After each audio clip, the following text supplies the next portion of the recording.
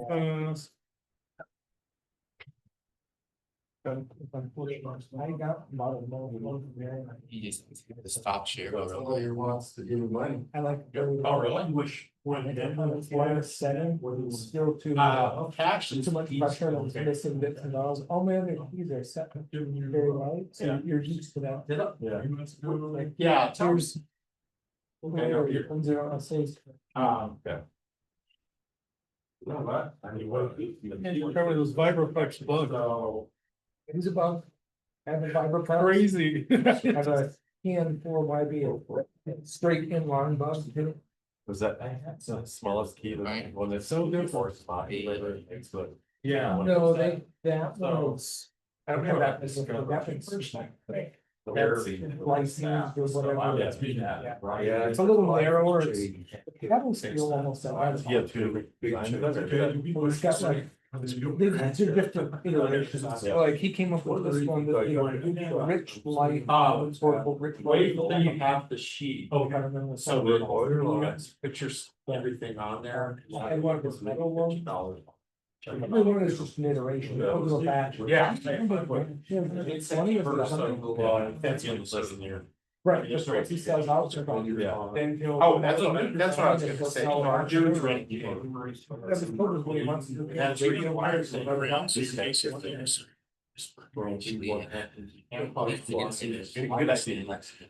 Yeah. So we're for No, pretty safe. Yes.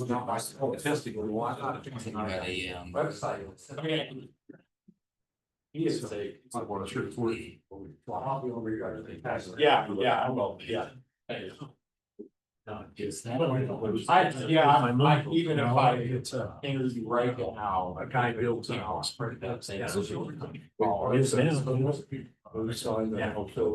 didn't realize. Test. You already Looks like that works. Yeah, I'm out here. That was one of my early friends. Here we go. Everybody, thanks again to Jonathan Kayne to come and talk about the CFT1. I first heard him talk on the Ham Radio Workbench podcast a few months ago, and he did an awesome job. That was so cool. Just him talking about his design philosophies and whatnot. So I invited him to tell us all about it. It's all yours. All right. Hey everyone. I'm Jonathan Kayne, KM4CFT. And today I'm going to be discussing the design and the story behind the CFT1 5-band CW field transceiver. So before we do this, I'm just going to say we're not going to be going into RF design or the meat and potatoes of that. It's a bit a higher level than I'd like to do, and plus I think it would be a bit more interesting to discuss more of design methodology, because that's rarely ever discussed in this kind of stuff. So to start off, I'm going to go back a few years to 2021. I had just graduated from Virginia Tech with my RF engineering degree, and I had just started a new job at Lockheed Martin Space Systems. And moving there, I'd been pretty active in the ham club at Virginia Tech, so I wanted to create my own HF station. So as any decent ham would want to, you create your own HF station. But I was living in an apartment, so I tried setting up a HF station, a antenna on the balcony, and it's a very small balcony at that. And the noise floor there was S9. So it was so bad that I couldn't even pick up FT8, which you don't get that unless the antenna is not connected typically. So I was pretty much my dreams of HF were crushed. I didn't know what I wanted to do, so I took a short break and I stumbled onto something called Parks on the Air. So I realized that if I can't operate from home, then don't operate from home, operate somewhere else. So I looked into the Parks on the Air system, and so to start off, I just thought I would do this with a group of people with the Denver Radio Club, and we all got to Chatfield State Park, which is my usual POTA location now, and it was a lot of fun until everyone decided to pull out their laptops and started doing FT8. It was soul crushing. I've never seen a group of people that it just was incredibly, you felt antisocial. Just a bunch of people just staring at computers all day. So that kind of scarred me and turned me completely away from FT8. And also I had struggled to get even 4 QSOs on single sideband. So I was defeated. So I reached out to my friend KM4BLG, Zach Thompson. He's the one who got me into ham radio in the first place. We were friends in high school, and he said I should try out CW. So I decided I would actually take the time to learn CW. So I used a app called Morse Machine to learn the letters and all that, and then I learned about a guy named Thomas Witherspoon K4SWL who records his activation. So I watched his videos, and it was useful because I learned the lingo and how the structure of a CW QSO is. So that in the grand scheme of things, the only thing I would need to know how to do is decode the call sign. So after spending another month of that, I put together a QCX Mini. I also built a K6ARK NFET half wave antenna, and then took my bike over to Chatfield State Park and did my first POD activation with it. And it was a resounding success. I got over my key fright in all of 5 minutes, and I just fell in love with it. It was just so much fun. So several months later, I bought a lot more radios and a lot more keys. And so I was wanting to do another project where I was going to build another NFET half wave. And as is with K6ARK's products, they are so popular that they're almost always out of stock.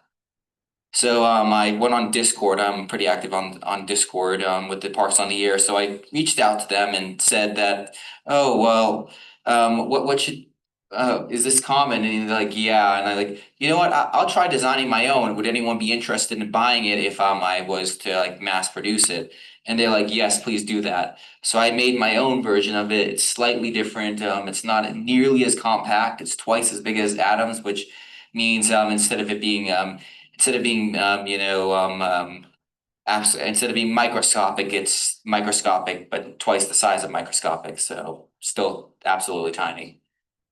I've also had met a guy named Dan Magro, Radio Dan W7RF, who owns a company called Ham Gadgets. He had told me at a ham fest that if I ever wanted to sell something, reach out to him and he could help me with the sales side of things. So this was the first thing of my products that we decided to sell, and this was the birth of the KM4CFT product line. So much later, I was fantasizing about my own dream radio. I feel like any person would any person who's who's you played with different radios has dreamed about what would be the perfect radio. So I thought, you know what, maybe I could try designing one. And that was a bit ambitious. So I talked to I actually met up with Thomas because we have the same hometown in Asheville, and he thought I was joking, and I was serious. So I wanted to design my own custom built SOTA POTA radio, and I wanted it to have single touch buttons for CW message playback. Something I've realized is that you're calling CQ POTA and you're saying 7.3 a lot, and some radios are just they require you to do a handstand with your head turned in the weird direction, to get the message to play back as opposed to just pressing a button. So I didn't want to do any menu diving for that, and I wanted it to be as simple as intuitive as possible. I don't need a million different features in a radio. I just need something that has the essentials that someone who as a new operator, I kind of knew what was important, what the more technical minded might be more interested in. So to start out, what I did is I came out with a different set of design requirements, and I derived that by using what I liked and disliked about different radios. So the first one was CW message playback. You're saying, like I said earlier, you're saying CW, you're saying CQ POTA, and you're saying 7.3 a lot. You want that to be you want that the playback to be as intuitive as possible, and you also want entry to be as intuitive as possible. Some radios like the Mountaintop or the MTR3B, you have to actually tap that into your paddle, and some of them can be a bit more tolerant. So if you don't send perfectly, then it might not record the letters properly. Some of them just record the dits and dahs straight up, but some of them will actually try to decode the letters you're sending, and it won't work really well. Whereas others like the QCX and QMX, it's you rotate a dial to find the letter you want, and then you confirm. And then the most intuitive I've seen is on the on the ICOM interface and on the Yaesu interface, where you just literally just type it out on a keyboard. That's the most intuitive, but you need a touch screen for that to work. The other thing I wanted to do is I wanted this radio to be tolerant of different conditions. So you want a wide battery voltage range. Some radios are very particular. But the QMX has a hard limit at 12 volts. If you go over 12 volts, it'll blow up the finals. So you don't want to like show up at a park and be like, oh, I brought my 13.8 volt battery. This thing can only handle 12 volts. I can't do the activation. The other thing is like with paddles, you want it to be to accept whatever paddle you want. Some with straight keys, some radios only like they only like mono key, they only like mono jacks, and some of them like stereo jacks, and it's kind of a mixed bag. So I wanted this to be able to handle whichever key you plug into it, as long as it connects to ground, then it's happy. The other thing I wanted is pin diode switching. So for those who aren't familiar, there are two types of switching mechanisms for transmit and receive. There is pin diode switching, solid state switching, and then you have relay switching. Some people are very particular and do not like the relays. So when you're sending, you hear like clicking sounds as you're doing that. That can be distracting to some. I don't personally mind it, but I know a lot of people do mind it. And it can get annoying. So pin diode switching helps solve that, so you can have full break-in, and on POTA that's important because you want to be able to hear if someone might be sending over you, and you don't want to be sending on top of someone because other people might not hear you, because typically you're operating QRP and everyone else isn't. So that's important. The other thing I wanted, and this is just because I'm weird, I wanted to paddle reverse. The MTR3B line and the SW3B from Venus Technology doesn't have that. The reason why is because I learned wrong when I was a teenager and was playing around with CW keys. I used the 706, and the 706 has paddle R and paddle L. And I asked, okay, which one's the normal one? And couldn't get a straight answer. Turns out the correct answer is dits on the left, DAWs on the right. I made a guess and I guessed wrong. So and I've tried breaking that habit. I can sort of do it if I don't think about it with my left hand, but it just doesn't work really well. So paddle reverse, it seems to be that. The other thing I wanted is a good keyer. With keyers, if your keyer isn't sending cleanly, it can ruin what I call the fun factor. Because you end up fighting your radio, and you also end up second guessing yourself. Some radios, like some of the Zyger radios, do not have very good radios. The only one I've found that has a good keyer is the G90. All the other radios like the X6100, and I think the X6200 has this issue too, is that you can send on it and it just sometimes it won't pick up, it won't be that tolerant, so you have to send almost perfectly. You want your radio to be like really tolerant of that. The final thing I wanted to go with the superhet architecture, as opposed to the system that's used in your software defined radios, which is called a halo detector. Superhets tend to have a bit more of a warmer, more natural sound to them. Whereas it sounds a bit more, or it sounds more organic, I guess you could say, as opposed to a software defined radio, which can sound a bit more, a little bit more harsh and jarring. So I just thought that sounded better, and the reason why is because I think that the like I have an 817, and the 817 I think sounds a lot cleaner and warmer. I just like the sound of it, so I wanted to go with that. Also, the advantages that's when I was looking at it, I found that they're much simpler to design. Don't require as much technical with the programming. So while I was doing this, I also asked other people's opinion, because just because I think something's important doesn't mean it actually is important. There might be some feature that I don't care about that everyone else cares about. So I was asking people, I was asking Thomas because he has a good idea of what the general public likes. And I also asked people on Discord what they liked. And what are features they like, what can they what it would be a deal breaker if they didn't have. I also asked people like Evan, K2EJT, who is an instructor in the Long Island CW Club, to help me with some of these ideas. And this is important because if no one knows about your radio, no one's gonna buy the radio. So next thing you do is you dive into your research. I downloaded as many schematics as I humanly possibly can. I also picked up books. Ones I would recommend is Experimental Methods in RF Design, and also Solid State Design for the Radio Amateur. Both are published by the ARRL and written by Wes Hayward. If you want to learn about RF design, I recommend you pick up these books. And actually, I've heard that they just started republishing or reprinting the experimental methods recently. I also reached out to different Elmers on this. So W2AEW with Solder Smoke podcast, and Don ND6T. He helped me a lot with this kind of stuff. And by doing this, I could look at different sections of the radio and see, oh, well, all of these are using this one section of it. I probably should do the same. And it gave me the ideas with that. And they recommended that I would start with building this in different sections. So on the left, you can see my first crystal filter. It is ugly, but it worked great. I also tried building some different filter designs. The filters did not work that well.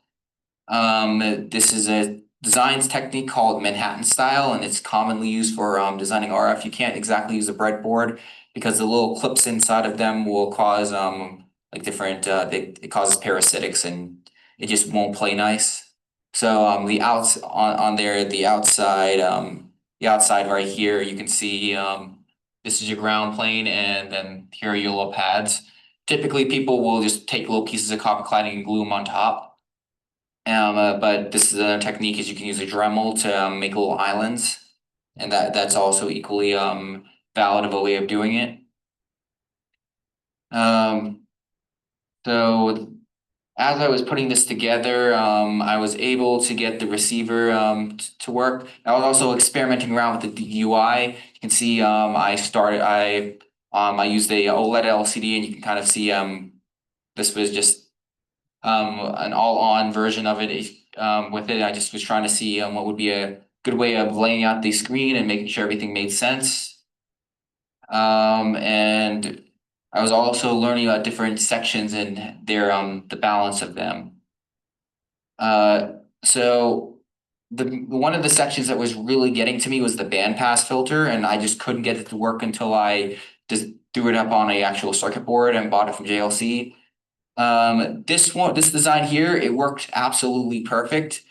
But one of the issues is that it uses these trimmers, and that means you have to have special equipment to balance it. So if I'm designing this as a kit, question is going to come up is how do you tune that? Do you need special equipment? If you need special equipment, that's going to raise the barrier to entry. So as I was doing this, I was considering, okay, this one's perfect, but it's difficult to calibrate. So eventually, what I would do is I found another version of it that basically would just replace this with just a regular capacitor. And it's not as perfect as this design, but it requires zero calibration, making it easier on the kit builder. So certain aspects of these were simple and elegant. You can see on the left, this is the typical NorCal design. It's used in designs like the Elecraft KX1. It's also used in the SW3B by Venus Tech, and pretty much all of them just use that design. It's simple and it requires very little parts count. And the less parts you have, the cheaper it is to manufacture, and the less parts there are to break. So this was the 20-meter receiver design that I came up with. It's just the receiver. It doesn't have any of the filters on it yet. It also gave me a chance to play around with the UI some more. So after I did that, I built the transmitter. I was playing around with it, and ultimately I used the design from the Pentec TR45. And again, with this one, I wanted to make something that wasn't like the perfect design, one that was simple to calibrate because you don't want it to be too complicated. And this one struck that balance. You could have, of course, I could have gone with the simplest, cheapest design as humanly possible. Usually that means you just get performance issues. So it might do that, or it might be so simple, it might break easily. The advantage of the TR45 is that it used a high power MOSFET at the end, so it just would not, so it'd be more tolerant to bad SWR. And it was inevitable that someone was going to end up hooking it up to a bad antenna, and I didn't want to have people break. I didn't want their finals to blow up on while they were using it. Something else that I learned while testing it is I switched the screen from a OLED to a dot matrix. As you can see right here, the dot matrix. The reason why I did that is because on the first test, I discovered that I couldn't see the screen under direct sunlight. And if you can't see it under direct sunlight, it might as well not exist. So I changed that out. And I find that if you can't read that, being able to read something in direct sunlight for a field radio is absolutely essential. Kind of wanted to avoid that because I was concerned about people thinking that I was just copying the QMX or the QCX or something. So after finding that everything was up and running, I took everything and basically put it together onto a single PCB. And then to make it a 5-band, all I had to do was expand the filter out. So instead of having a 20-meter filter, I just need to have multiple filters and a way of switching between them. So I just added that in and put it onto a single set of circuit boards. And then we had our first prototype CFT1. And my goal was to have that ready by Dayton Hamvention so that I could show it off at the show and get more people to play around with it and get some feedback on it. So we got to Dayton Hamvention and I had my prototype there, which was helpful. So one thing I wanted to do while I was at the Hamvention is get people to play with the keyer and see if it felt comfortable. And most people said they didn't have any problems with it. Also, it would help me convince people to join the beta tester group. So I wanted to get a group of 10 beta testers of varying skill levels to put together to be able to play with the radio and put it in different conditions. I also got the wonderful opportunity to speak with Wayne N6KR, who is the founder of Elecraft, founder and CEO of Elecraft, and he got a chance. He looked over all my stuff, all my schematics, and gave me some advice on how to tune the automatic gain control circuit, as well as how to match crystals, so how to do them in bulk, because this thing uses crystal filters. And you have to check out every single one and then match them together. So he told me how to do that in bulk, so that I wouldn't be spending forever doing that. And that's how I've been able to do all the kits. So after returning from Dayton, I made a few adjustments to the CFT1 to create the beta version. So it was a few minor tweaks. I also made the knobs a bit thinner, and the radio a bit thinner. And I put together a Discord group with all of our testers, which you can see on the right, all the people we brought in.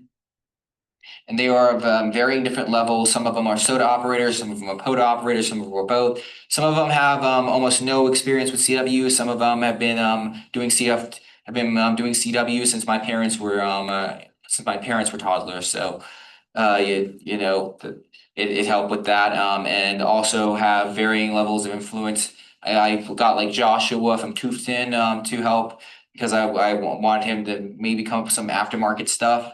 And so the first thing we did with the beta test is I told them I'm not going to give you the manual.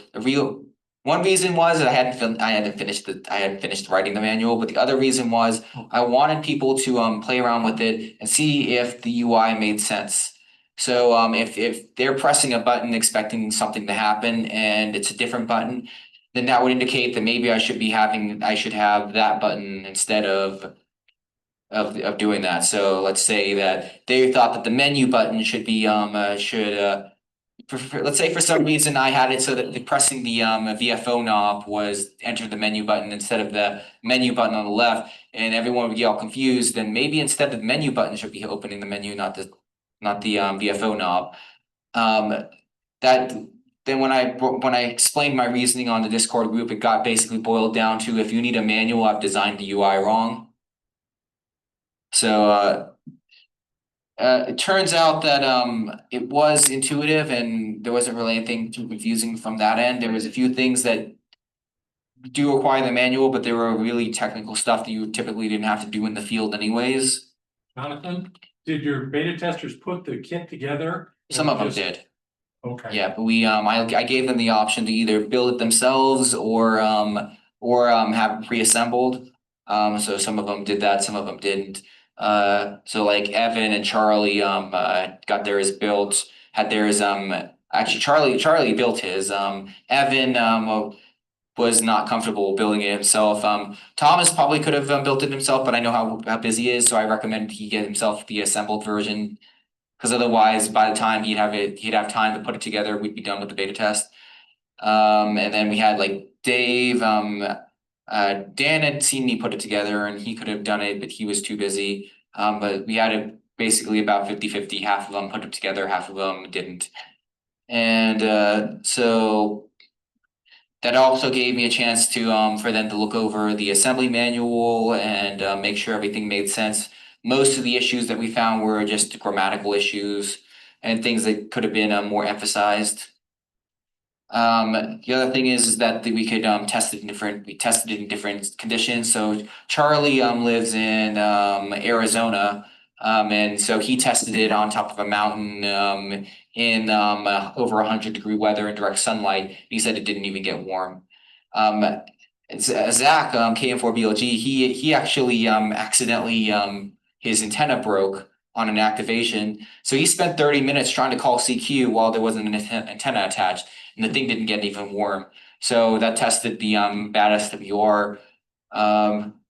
And the importance of the beta test is we did actually find a few issues. One of them was a major keyer bug.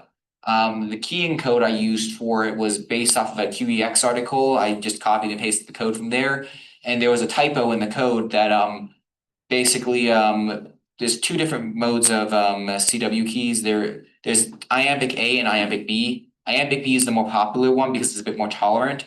So when you're squeeze keying, you send a dit, and there's a certain window in which you can send a DAW. On iambic A, it's after the dit has been sent.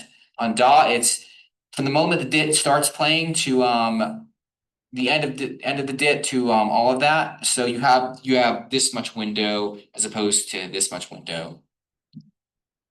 So one of the issues was there's a if statement that says if the opposing element's been sent, then the next element needs to be that element.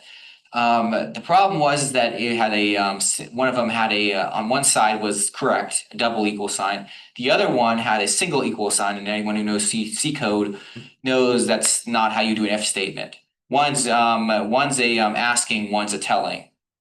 So when you say if A equals 2, you're asking, okay, is A equal to 2? Not, but if you do A equals 2, then you're saying A is 2. You're saying it is something, whereas you're asking is it. And so one side was iambic B and the other side was iambic A. So we were trying to figure that out. Evan was able to spot the bug, and after me playing around with it for hours on end, I was able to figure out that, and that would have been a real big issue because firmware updates on that radio are a pain in the butt. So being able to fix that before it went on onto the market was incredibly helpful. The other thing is I got a few requests. One was some kind of way of knowing that when it's transmitting. So that was pretty easy. I just add an LED with a resistor to a free pin, problem solved. Also, I had a free button that wasn't being free long press, so we decided that XIT would be useful. That's good if you're hunting a POTA station. And the other thing is we learned with this is that I should have had them be a bit more rough with the radio. Should have told them do everything short of running it over with a truck. Because there was one bug that did make it through, which the ARRL was a bit more rough with the testing when they were running a review for it.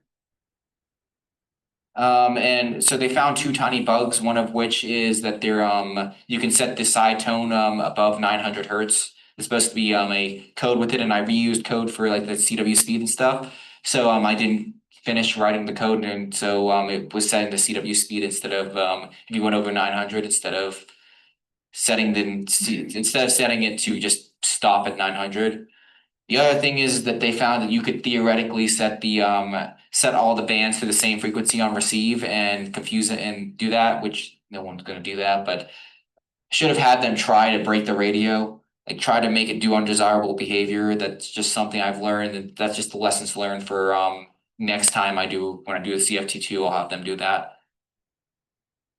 So after I had everything ready, we released the product. I made a few tiny modifications, some more issues I found with RevB. I made a few tiny modifications, and we released it. And the other thing is that while we did that, some of those people were influencers, so having plenty of people know about the CFT1 and then getting them to show off the radio and getting outreach for this was incredibly important. So and making sure that people were in the target audience. So this was for the POTA SOTA QRP people. So people who were involved in that and were in the beta tester group. So they could so that when they're like, hey, there's this cool new CW radio out in the market, they could people who read their blogs and stuff would be like, oh, what's this? And then buy the radio. And it was quite helpful. We got tons of orders on the first day. That was pretty much it. The only thing I had to do was we learned a few things after having more people assemble it.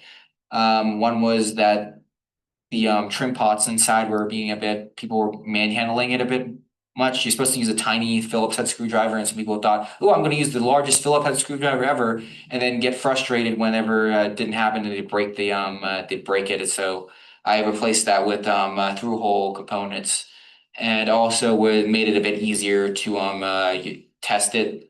I moved the contrast to the front side so that you could actually see what you're doing while you're doing that, and also be able to test it with the main cable instead of having to clip onto a random connector. So I made it a bit easier to assemble. So for that, any questions? So from start to finish, how long did you spend on it? So I started in earnest around January of last year, and I had the prototype done in April. So about 4 months of me working like a madman, basically. Think about though, if I was like Elecraft or Flex, how long it would take them to do that? Yeah, that is crazy fast. Yeah, it was my first time designing a radio too, so. Yeah, that's pretty awesome. How many of the radios are out in the wild? About 300 last I checked. Fantastic. When's the CFT2 coming out? I'm planning on starting development in earnest in a couple months. CFT2, the plan is it's gonna add a single sideband and digital modes to it. It's gonna be 20 watts. I spoke with K8MRD Mike, who I asked him if he wanted to be one of the beta testers for the CFT2. He said that he wanted it to be a battery that could do 10 watts and then 20 watts if it's like external. So that's the plan with it. It's gonna be a software defined radio. use USB-C for the my digital controls.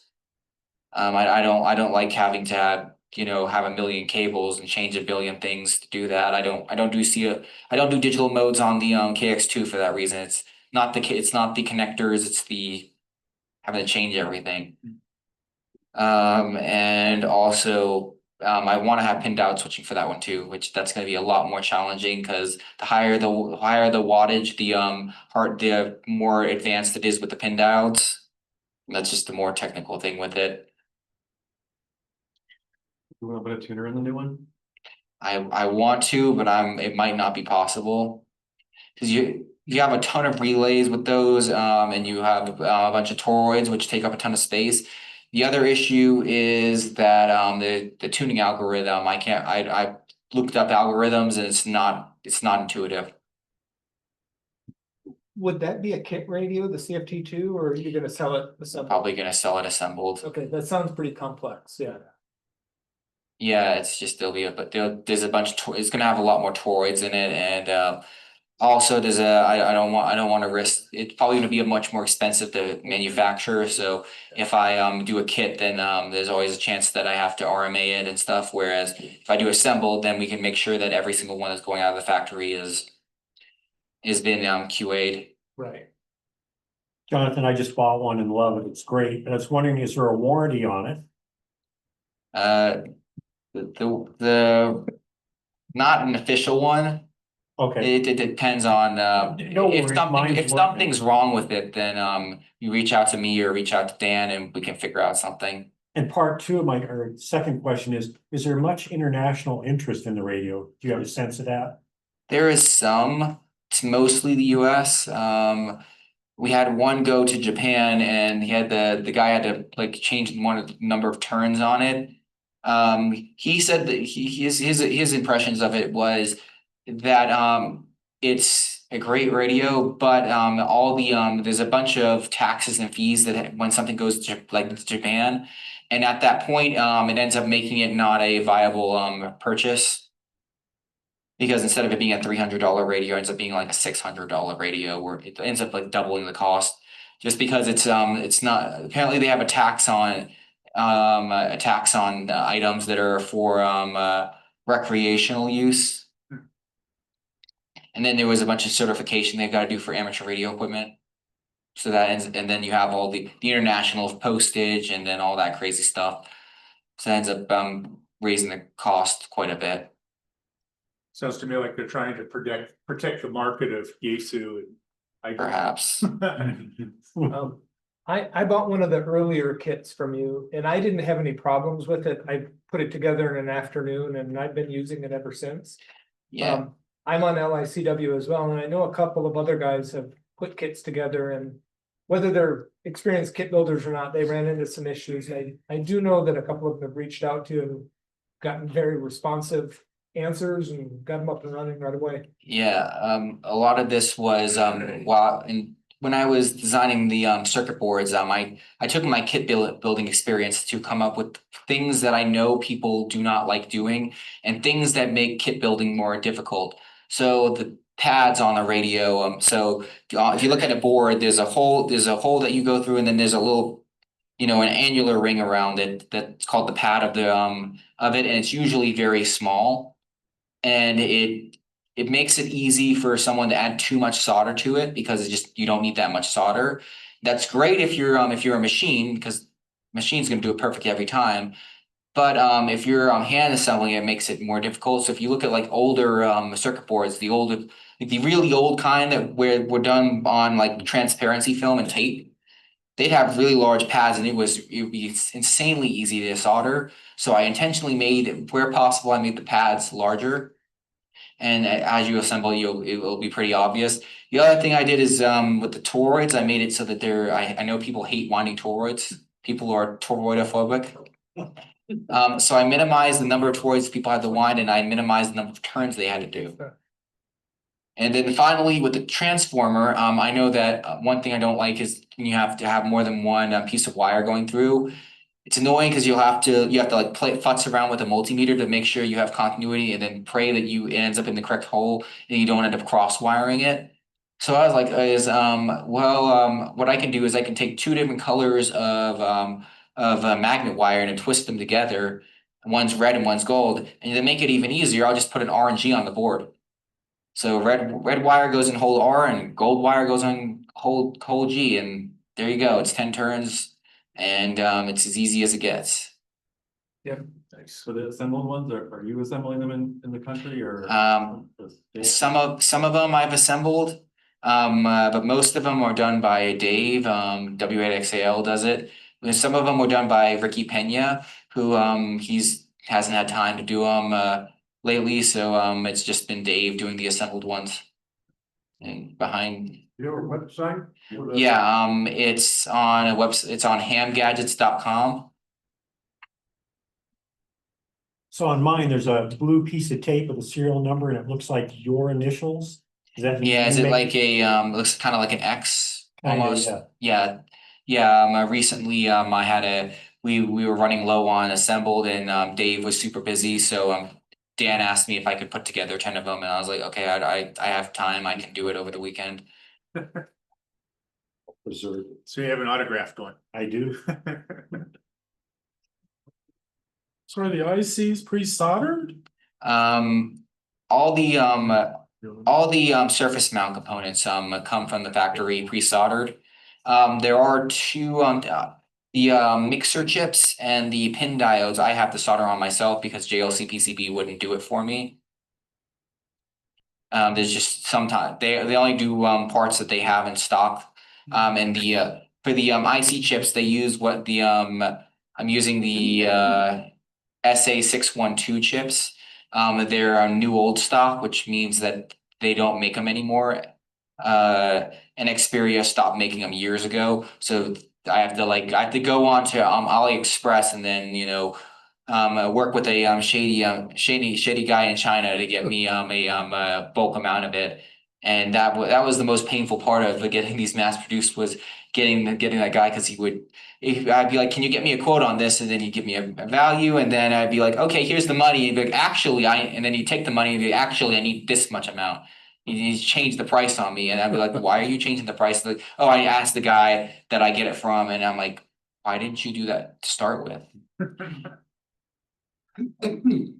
So yeah, that was a trek. So when I bought my second order, I ordered twice as much as I needed. Is that an N0 paddle? Yes. That the M7? Yeah, that's the regular M7. I with my magnetic base mod to it.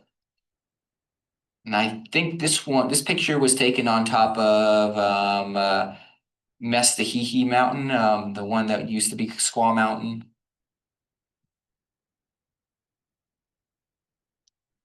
By the lookout tower. Any more? We all pushed it out. Well, thank you, Jonathan.